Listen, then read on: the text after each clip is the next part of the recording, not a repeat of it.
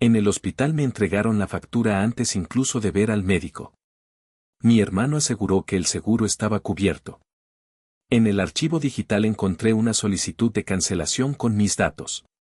La fecha coincidía con una conversación que yo recuerdo muy bien. A mí me dio vergüenza de verdad cuando la chica de admisiones me miró por encima de la pantalla y dijo, en voz alta, antes de pasar con el médico, tiene que firmar aquí y dejar una tarjeta. Yo había ido a urgencias porque llevaba 2 días con un dolor raro en el pecho, de esos que no te dejan dormir y te hacen respirar cortito.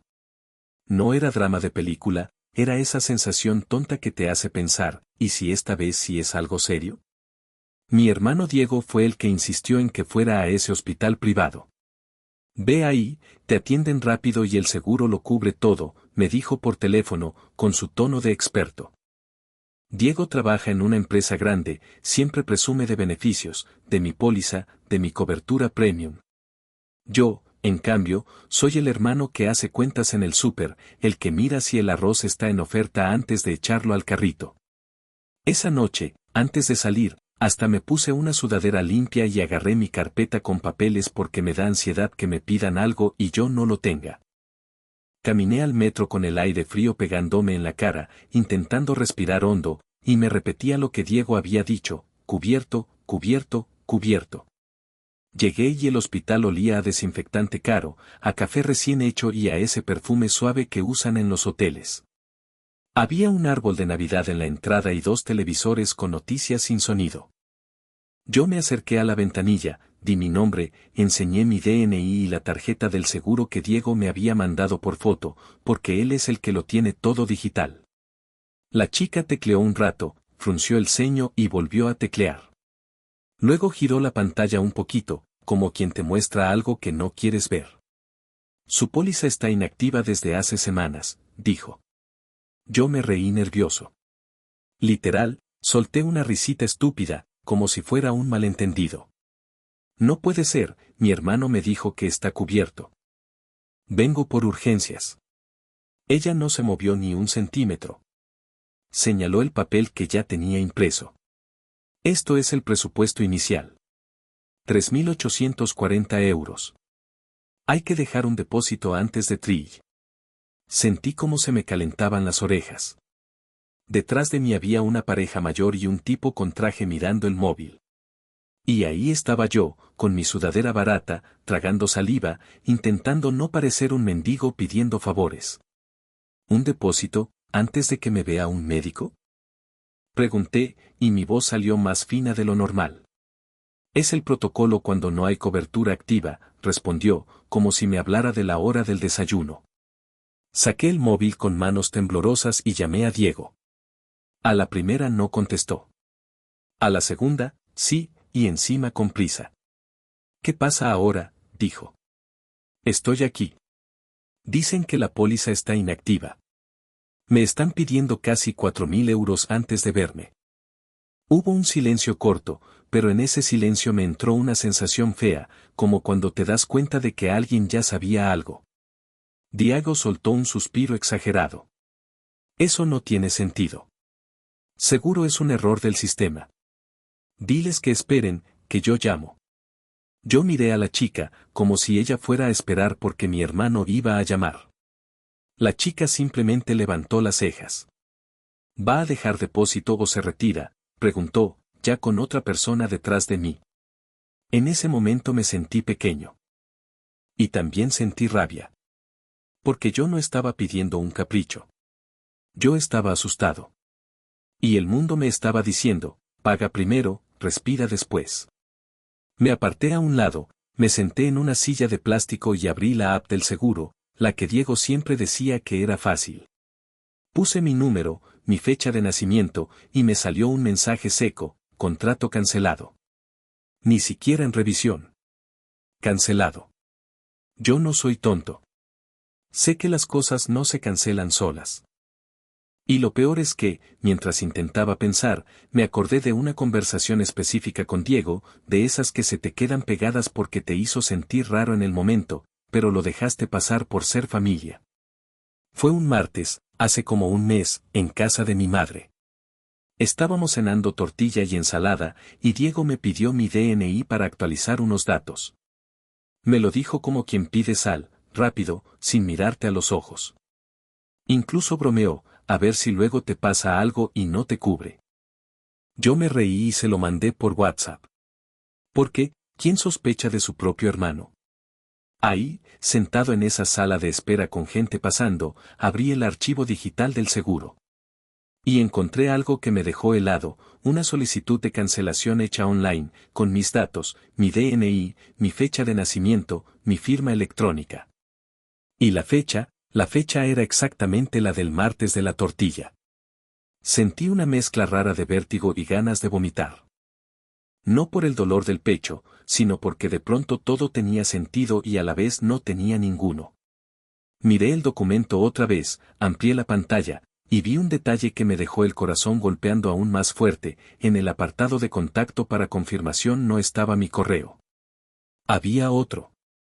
Y en ese instante supe que el problema no era el hospital, ni el sistema, ni un error. El problema era que alguien había usado mi nombre como si fuera suyo, y yo estaba a punto de descubrir por qué. Suscríbete al canal y dale like a este video para seguir descubriendo historias inspiradas en conflictos reales sobre familias, herencias, dinero y secretos de los que ya no es posible callar. Tu apoyo mantiene esta voz viva.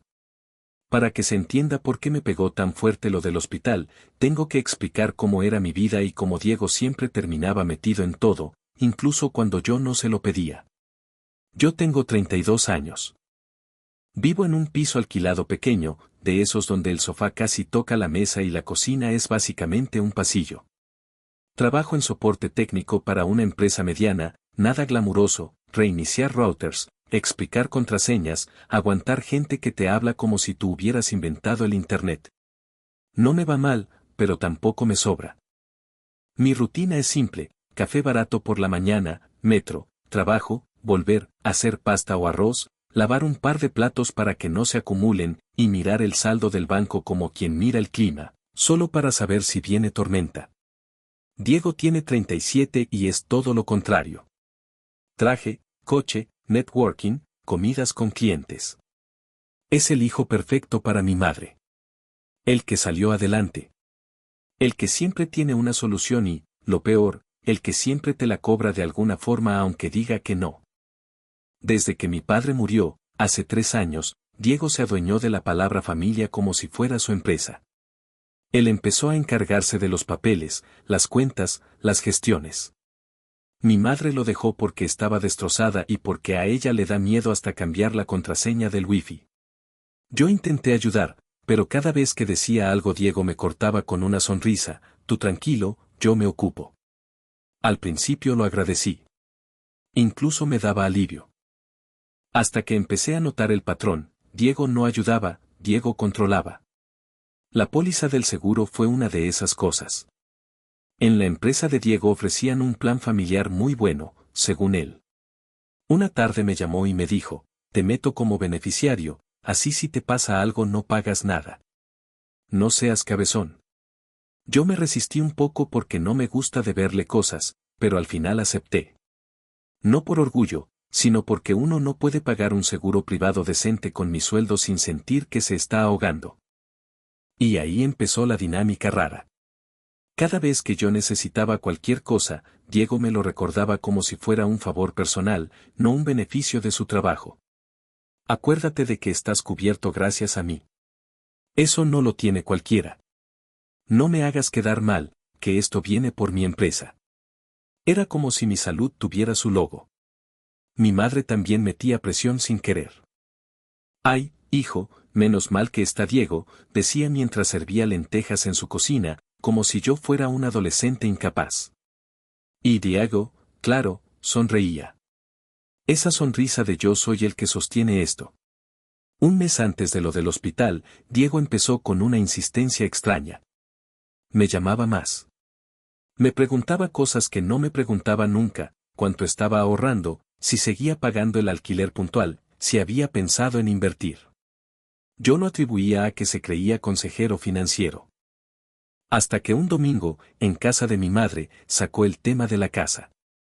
La casa de mi madre no es una mansión, pero está en un barrio que se encareció un montón. Mi padre la dejó pagada. Y aunque mi madre vive ahí, Diego lleva tiempo mirándola como si ya estuviera en venta. Hay que pensar a futuro, dijo, cortando la tortilla con demasiada calma. Mamá no puede vivir sola siempre. Y esa casa es capital parado. Mi madre bajó la mirada y se quedó jugando con el tenedor. Yo sentí un pinchazo en el estómago porque conozco esa escena. Diego propone, mi madre se achica, y luego todo se hace por su bien. ¿Qué quieres decir?, pregunté. Diego me miró como si yo fuera lento. Que se puede vender, comprar algo más pequeño y con lo que sobra, se invierte. Y ya está. Es lógico. Yo le dije que mi madre no quería mudarse. Que esa era su casa. Que ahí estaban las fotos, los recuerdos, la vida. Diego se rió por la nariz. Los recuerdos no pagan cuidados, hermano. Ahí fue cuando, de repente, cambió de tema y me pidió el DNI para actualizar datos. Lo dijo rápido, como si no tuviera nada que ver. Y yo, por cansancio y por la costumbre de no pelear en la mesa de mi madre, se lo mandé. Esa noche volví a mi piso con una sensación fea, como si me hubieran empujado y yo no supiera en qué momento. Me hice una ducha larga, me preparé un té y me quedé mirando el techo pensando en esa frase, capital parado. Desde entonces, Diego empezó a mandarme audios con ideas, enlaces, hasta nombres de residencias. Todo con el mismo tono, te lo digo por mamá. El problema es que Diego siempre habla por alguien para no asumir que habla por él. Y luego vino lo de la firma. Una semana después de la cena, me escribió por WhatsApp, oye, necesito que me confirmes un par de cosas del seguro, te va a llegar un código, ¿me lo pasas? Yo estaba trabajando, con un cliente gritándome por un correo perdido, y cuando vi el mensaje pensé que era lo típico. Me llegó un SMS con un código. Se lo envié sin pensar. Ahora, sentado en la sala de espera del hospital, con el presupuesto en la mano, esa tontería me cayó encima como un ladrillo. Porque el documento de cancelación tenía mi firma electrónica y una confirmación hecha desde un número que, técnicamente, era mío, pero el control, si alguien sabe lo que hace, puede cambiar de manos en un segundo. Mientras la gente entraba y salía por las puertas automáticas, yo revisé más detalles del archivo digital, había una casilla marcada que decía algo como solicito baja voluntaria. Voluntaria. La palabra me dio ganas de reír y llorar a la vez. Llamé a Diego otra vez. Esta vez no contestó. Le escribí, me estás dejando tirado. Aquí dice cancelado, ¿qué hiciste? Visto. No respuesta. Entonces llamé a mi madre. Me contestó con esa voz suave, preocupada. ¿Qué pasa, cariño? Le conté rápido, intentando no sonar como un niño. Ella se quedó en silencio y luego dijo, Diego dijo que estaba todo bien, que tú exageras con esas cosas. Eso me dolió más que la factura. Porque era el mismo guión de siempre, yo soy el dramático, Diego es el responsable. Me levanté, caminé hacia una esquina para no molestar, y volví a abrir el documento. En correo de contacto había una dirección que yo no reconocía. No era de Diego, no era de mi madre, no era mía. Era algo tipo nombre. Apellido y números, como si fuera un correo creado rápido para una cosa puntual. Y eso ya no era un error del sistema. Eso era alguien intentando que no quedara rastro en sus cuentas normales. Ahí entendí que el problema no era solo que me hubieran quitado el seguro. El problema era que alguien había usado mis datos para hacer algo que yo no había pedido, y que lo había hecho con la tranquilidad de saber que yo confío. Volví a mirar alrededor, gente con abrigos caros, un niño dormido en brazos de su padre, una enfermera pasando con prisa. Y yo ahí, con el pecho apretado y la cabeza a mil, pensando en mi hermano, en mi madre, en la casa, en el código que le pasé, en la cena de la tortilla, y en ese correo extraño que parecía un hilo suelto. Y justo cuando pensé voy a averiguar quién es el dueño de ese correo, me llegó un mensaje nuevo de Diego, corto y frío, que me dejó helado antes de abrirlo. El mensaje de Diego decía, deja eso. No armes escándalo. Si pagas ahora, luego lo arreglo. No llames a nadie. Ni un cómo estás, ni un te duele. Solo órdenes, como si yo fuera un empleado suyo. Me quedé mirando la pantalla con la boca seca. Sentía el pecho apretado, sí, pero lo que de verdad me dolía era otra cosa, esa seguridad con la que hablaba, como si ya tuviera todo calculado. Fui a la máquina de café del pasillo, metí monedas con mano temblorosa y me salió un vaso medio lleno. Le di un sorbo y me quemé la lengua, pero ni lo sentí. Volví a llamar. Esta vez contestó al tercer tono. Diego, ¿qué hiciste? Le solté sin saludar. Baja la voz, dijo, y escuché ruido de oficina de fondo. ¿Estás en público? Estoy en un hospital, me piden 4.000 euros antes de verme. Me cancelaron el seguro con mis datos. Con mi firma. Y hay un correo que no es mío. Silencio. Uno largo. Luego, su voz cambió, más fría. No tienes idea de lo que estás diciendo. Sí tengo idea. Lo estoy viendo. La solicitud tiene fecha del martes en casa de mamá. El día que me pediste el DNI. Y el código del SMS que me pediste. ¿Para qué era? Diego soltó una risa corta, sin gracia. Mira, no me hagas perder el tiempo. Si te atienden, pagas y ya. Yo después veo con el seguro. No. Primero me explicas. ¿Por qué aparece baja voluntaria? ¿Quién puso ese correo? Ahí explotó, pero en voz baja, como cuando alguien se contiene para no gritar. Porque tú no sabes cuidarte ni organizarte. Siempre igual. Y encima ahora me metes en problemas. ¿Problemas? Me dejaste sin cobertura. No lo entiendes, dijo. Hay cosas de las que no puedes enterarte todavía. Y si llamas a la aseguradora o a la empresa, nos hundes a todos. Nos hundes a todos. Esa frase me dejó helado. No era un te hundes. Era nos. ¿A quién estás metiendo conmigo? Pregunté. Vete a casa, cortó. Hablamos mañana. Y no le digas nada a mamá. Me colgó. Me quedé ahí, con el vaso de café en la mano, sintiendo que me habían quitado el piso. Fui a la ventanilla otra vez y le dije a la chica que no podía pagar eso. Me miró con esa cara de lo siento, pero no es mi culpa y me devolvió los papeles. Si empeora, venga a urgencias públicas, me dijo. Así, como si me estuviera recomendando otra cafetería. Salí a la calle con el aire frío pegándome en el pecho. Me subí al metro, me bajé en casa de mi madre sin avisar. Subí las escaleras rápido porque el ascensor estaba lento, y cuando abrí la puerta, escuché voces en la cocina. Diego estaba ahí. Sentado como si fuera su casa, con una taza en la mano. Mi madre estaba de pie, nerviosa, secándose las manos con un trapo. ¿Qué haces aquí? Me soltó Diego, sorprendido, pero recuperando el control en 2 segundos. Yo saqué el móvil, abrí el documento y se lo planté delante. Explícame esto. Aquí y ahora. Delante de mamá. Mi madre se acercó, confundida. Hijo, ¿qué pasa? Que alguien canceló mi seguro usando mis datos, dije, y noté cómo me temblaba la voz. Y Diego me pide que me calle. Diego se puso de pie despacio. Se acercó a mí y bajó la voz, pero con una amenaza clara en los ojos. No sabes con qué estás jugando. Entonces dímelo, le respondí. Porque hoy casi me dejan sin ver a un médico por culpa de esto. Mi madre abrió la boca, pálida. Diego, ¿qué hiciste? Diego apretó la mandíbula. Miró a mi madre, luego a mí, y dijo una frase que me hizo entender que ya no había vuelta atrás. Lo hice para protegerlo de mamá. Y si tú sigues tirando de ese hilo, vas a destrozar a esta familia. Y en ese segundo, mientras mi madre se llevaba una mano al pecho del susto, yo vi en la mesa un sobre marrón con mi nombre escrito a bolígrafo, como si alguien lo hubiera dejado ahí justo para que yo lo encontrara.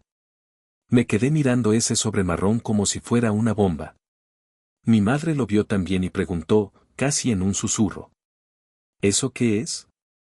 Diego dio un paso rápido hacia la mesa, como para taparlo con el cuerpo. Ese gesto lo delató más que cualquier palabra. Yo estiré la mano antes que él y agarré el sobre. Tenía mi nombre escrito con letra de Diego, esa letra grande y segura que usa hasta para pedir una pizza. No lo toques, dijo él, y ahí sí levantó la voz. Ya lo estoy tocando, le contesté, y por dentro me temblaban las piernas, pero no iba a soltarlo. Mi madre se puso en medio, nerviosa, con los ojos húmedos. Diego, basta. ¿Qué le estás escondiendo a tu hermano? Diego la miró como si estuviera a punto de decirle algo feo, pero se contuvo. Cambió el tono, el de siempre, yo cuido a la familia. Mamá, no entiendes. Él no ve el panorama completo. Pues explícalo, dijo ella, más firme de lo que yo le había escuchado en años. Diego me señaló con el dedo. Si abres eso aquí, la vas a asustar. Y luego vas a llorar y decir que fue mi culpa. Eso me dio más rabia todavía. Me metí el sobre en la chaqueta. Me voy, dije. Y no, no es tu culpa. Es tu decisión. Salí sin esperar respuesta. En la calle el aire frío me pegó fuerte y me obligó a respirar despacio. El dolor del pecho seguía, y de golpe me dio miedo de verdad. Me fui directo a urgencias públicas, esperé casi 3 horas entre gente tosiendo y un televisor viejo. Me hicieron un electro rápido, me tomaron la presión y me dijeron que no parecía un infarto, que podía ser estrés, ansiedad, contractura, palabras que suenan a vete a casa, pero yo por lo menos necesitaba escucharlo. Me mandaron antiinflamatorio y reposo. Esa misma noche, ya en mi piso, puse el sobre la mesa como si fuera un animal que pudiera morder. No lo abrí al instante. Me lavé la cara, me hice un té, me senté con el portátil y empecé por lo básico, cambiar contraseñas. Correo, banco, app del seguro, todo. Activé verificación en 2 pasos. Me sentí ridículo por no haberlo hecho antes, pero también me dio un poco de control. Luego llamé a la aseguradora. No para gritar, sino para pedir registro, fecha, hora, IP, correo de contacto, método de validación. La chica del teléfono me dijo que podía solicitarlo por escrito, que tardaba unos días. Me dio un número de caso. Lo apunté en una libreta, como si fuera un detective barato, pero era mi vida. Diego me escribió a medianoche, no hagas tonterías. Devuélveme el sobre y hablamos. No contesté. Al día siguiente fui a trabajar como zombie. Me senté frente al ordenador, resolví tickets, fingí sonreír en videollamadas, y por dentro solo pensaba en una cosa, ¿por qué protegerlo de mamá implicaba dejarme sin seguro a mí? En el descanso abrí el sobre. Dentro había papeles doblados, impresos, y una nota corta con la misma letra de Diego, léelo con calma. No llames a nadie todavía. Eso me enfadó tanto que me reí solo. No voy a decir aquí todo lo que vi en esos papeles, porque en ese momento ni yo lo entendía completo. Pero sí te digo lo que sentí, que mi nombre estaba metido en algo grande, algo que olía a trámite serio, afirma aquí, a responsable de pago. Había números, referencias, una fecha que coincidía con la cena de la tortilla, y una segunda fecha que me hizo tragar saliva porque era de hacía pocos días. Demasiado reciente. Lo peor, en uno de los documentos aparecía mi correo, pero mal escrito a propósito, como si alguien hubiera querido que yo no recibiera notificaciones. Y el correo raro que yo había visto en el seguro se repetía ahí también, como un fantasma. Esa tarde llamé a mi madre. Ella lloró al teléfono, me pidió perdón por no haberse dado cuenta, y me confesó algo que me dejó inquieto. Diego llevaba semanas presionándola con papeles y firmas, diciendo que era para ordenar y evitar problemas. Ella, por miedo y por cansancio, había firmado un par de cosas sin leerlas. Y cuando ella dijo yo pensé que era normal, me di cuenta de que Diego no solo me había usado a mí. También la estaba empujando a ella como si fuera una pieza más. Ahí fue cuando dejé de sentirme solo víctima. Abrí una carpeta en el ordenador, escaneé todo lo del sobre, guardé capturas del seguro, los mensajes de Diego, y pedí cita con un abogado de consumo y otro de familia. No para vengarme, sino para entender en qué lío me habían metido y cómo sacarnos, a mi madre y a mí, sin hundirnos. Esa noche, mientras imprimía los papeles para la cita, me llegó otro mensaje de Diego, pero no a WhatsApp, me llegó a mi correo, desde esa dirección rara, con un asunto que me heló la sangre porque no era una amenaza vaga, era una confirmación de que él sabía exactamente lo que yo estaba a punto de descubrir. El correo llegó desde esa dirección rara y el asunto decía, último aviso, confirmación pendiente. No venía con insultos ni con drama. Venía con un PDF adjunto y un texto corto, si te mueves, se cae todo. Te lo advertí. Lo abrí con el corazón en la garganta. Era una notificación de una financiera, no del seguro.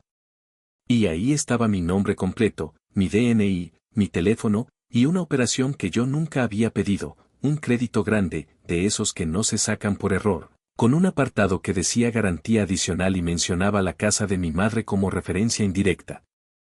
No era una hipoteca a mi nombre, pero sí era una estructura rara donde mi identidad servía para encajar papeles. Y de pronto entendí por qué Diego estaba tan obsesionado con que yo no llamara a nadie, porque si yo hablaba, los datos no iban a cuadrar. Esa noche no dormí. Me hice café a las 3 de la mañana, abrí la ventana para que entrara aire frío y me quedé mirando el barrio como si fuera otro planeta. No paraba de pensar en el martes de la tortilla, en el código por SMS, en lo fácil que fue para mí confiar. A la mañana siguiente fui a la cita con el abogado. No fui con sed de venganza, fui con una carpeta gorda y una sensación de tengo que salvar a mi madre. El abogado miró los papeles del sobre, las capturas del seguro y el correo de la financiera. Me hizo preguntas concretas, sin emoción, como un mecánico revisando un coche chocado. Esto tiene pinta de suplantación y manipulación de contacto, me dijo. Lo del seguro es clave, al cancelar la póliza y poner un correo que no es tuyo, alguien se aseguró de que tú no recibieras avisos ni verificaciones importantes. No lo dejes pasar. Ese mismo día pedimos dos cosas, a la aseguradora, el registro completo de la cancelación, quien lo solicitó, desde dónde, qué método de validación se usó, y a la financiera, una copia de todo lo firmado y el proceso de verificación. También hicimos una denuncia formal por uso indebido de identidad, porque el abogado fue claro, si yo solo arreglaba en familia, el que se quedaba atado a los números era yo. Luego fui a ver a mi madre. Llevé pan, queso y fruta, como para que el momento no se sintiera como un juicio. Pero igual, cuando me abrió la puerta, tenía la cara de alguien que no había dormido. Nos sentamos en la cocina. La misma mesa. El mismo lugar de la tortilla. Y fue raro, porque era como volver a una escena del crimen pero con la luz encendida. Mamá, le dije, Diego usó mis datos. No solo con el seguro. Hay algo más grande. Y necesito que confíes en mí ahora. Mi madre lloró sin hacer ruido. Luego asintió. Yo firmé cosas, confesó. Él decía que era para protegerme. Me hablaba de impuestos, de papeles del banco. Yo no entendía. No la regañé. Le agarré la mano por encima de la mesa. Sentí sus dedos fríos. No es tu culpa. Pero hoy se acaba. Ese se acaba fue el momento en el que mi vida cambió de verdad. Porque yo siempre había sido el que cedía para evitar drama. Y por primera vez decidí aguantar el drama si era lo necesario. Esa tarde citamos a Diego en casa de mi madre. Sin gritos por mensaje, sin peleas por WhatsApp. Solo ven. El abogado me recomendó no reunirme solo, así que fui con un amigo de confianza, Marcos, que no habla mucho pero impone con solo estar sentado y mirar. Diego llegó con su seguridad de siempre, abrigo caro, móvil en mano, sonrisa falsa. ¿Qué circo es este?, dijo, mirando a Marcos. ¿Ahora traes guardaespaldas? Yo no respondí con rabia. Le puse encima de la mesa tres cosas, el documento del seguro, la notificación de la financiera y el sobre marrón. Explícalo, le dije. Aquí, delante de mamá. Diego intentó hacer lo de siempre, controlar el ambiente. No tienes idea de lo que. No, Diego, lo cortó mi madre, y su voz me sorprendió. Esta vez hablas claro. O te vas de mi casa. Diego se quedó quieto. Y por primera vez lo vi sin máscara. No como el exitoso, sino como un hombre acorralado que llevaba semanas sosteniendo una mentira con cinta adhesiva. Al final soltó la verdad, a medias primero y luego entera cuando vio que ya no servían excusas. Había perdido dinero en un negocio seguro con amigos, una inversión que salió mal. Para tapar el agujero pidió crédito. Para que el banco no lo mirara como un riesgo, movió cosas, cambió correos, usó mis datos en un punto del proceso para agilizar verificación y para que ciertos avisos no me llegaran. Y lo del seguro, lo canceló porque necesitaba que yo no tuviera acceso fácil a mis registros digitales mientras él usaba mis datos como si fueran carpetas suyas. Además, al quitarme del sistema, evitaba que yo viera movimientos y notificaciones cruzadas que podían saltar entre plataformas.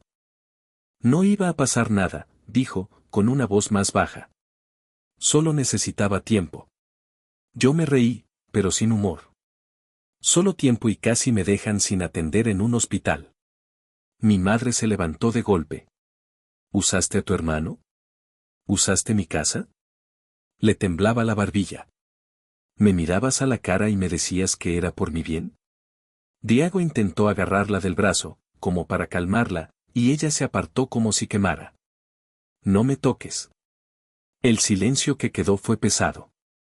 Luego hablé yo, con una calma rara que me salió porque ya estaba cansado de temblar.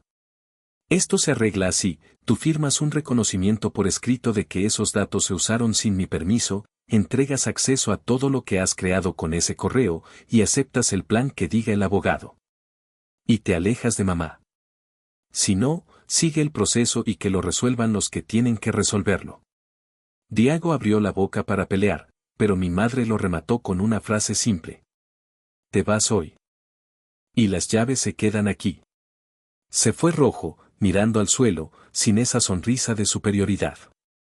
En la puerta aún intentó decirme no hagas esto, y yo solo respondí. Lo hiciste tú cuando me usaste. Los días siguientes fueron un caos, pero ya era un caos ordenado. La aseguradora confirmó por escrito que la cancelación se gestionó con validaciones que no correspondían a mi correo habitual, y eso nos ayudó un montón. La financiera congeló el proceso y abrió investigación interna al ver la denuncia y la documentación. No fue magia, fue papeleo, llamadas, copias, esperar en salas con luces blancas. Pero cada paso era una cuerda menos en mi cuello.